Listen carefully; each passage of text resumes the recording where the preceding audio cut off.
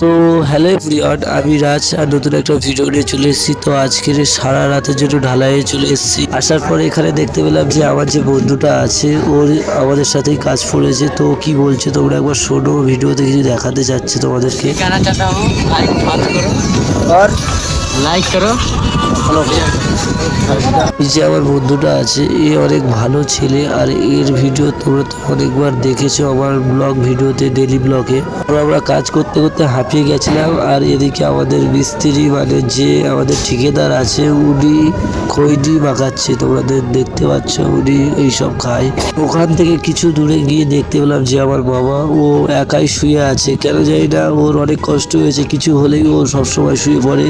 তো ও এরকম। আমি যখন ভয়েসটা রেকর্ডিং করছি আমার ভয়েসটা একদম ভালো আসেনি, কারণ আমি একদমই ভালো অবস্থায় নেই, আমার ভয়েসটা পুরো বসে গেছে। আর ডেলি ব্লগটা ভালো লাগলে আমার পাশে থেকো ছোট ভাই হিসাবে।